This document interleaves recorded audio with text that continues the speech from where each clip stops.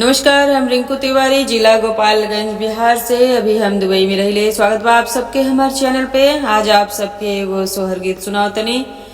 आशा बा की गीत आप सबके पसंद आई, और पसंद आवे तो लाइक और कमेंट जरूर करे लोगिन। और अगर चैनल के सब्सक्राइब नहीं कैले तो कृपया आप सब चैनल के सब्सक्राइब करी, कि जब भी हम गाना अपलोड करें तो सबसे पहले नोटिफिकेशन आप सबके मिले।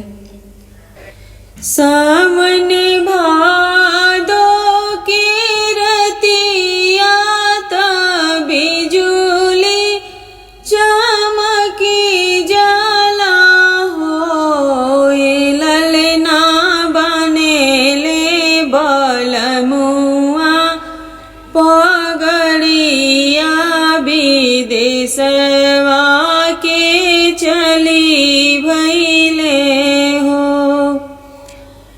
ललना बान्हेले बलमुआ पगड़िया विदेशवा के चली भैले हो। सावन भादो के रतिया बिजुली तड़की जाला हो, ललना बान्हेले बलमुआ पगड़िया विदेशवा के चली भैले हो। ललना बान्हेले बलमुआ पगड़िया विदेशवा के चली भैले हो। बारहो बरिस पर आइले आंगना बीचे खड़ भैले हो। ललना छोड़ी लिहली गोतिनी दिया दीन, जियरा मोरे दुखित भैले हो। बारहो बरिस पर आइले आंगन बीचे खड़ भैले हो। ललना घेरी लिहली गोतिनी दिया दीन, जियरा मोरे दुखित भैले हो। ललना घेरी लिहली गोतिनी नदिया मनवा मोरे दुखित भैले हो। अरे अरे काली बदरिया जानमिया के बैरीनु हो। बदराऊ मड़ी घुमड़ी तू बरी सगोतिनिया अपना घरे जासो हो।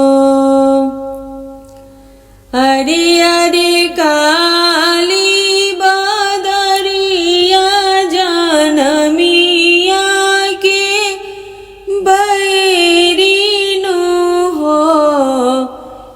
बदराऊ मड़ी घुमड़ी तू बरी सना नदिया अपना घरे जास हो। घड़ी रात बीतले पहर रात अवारो तीसर रात हो। ललना गरजी गरजी मेघ बरी से गोतिनिया अपना घरे गईली हो। ललना जी मेघ बरसे ना नदिया अपना घरे गईली हो। एक रात बीतले दूसर राती आवारो तीसर राती हो। ए ललना गरजी मेघ बरसे गोतिनिया अपना घरे गईली हो। लाली से जरिया डसाइले बिरवा लगाइले हो।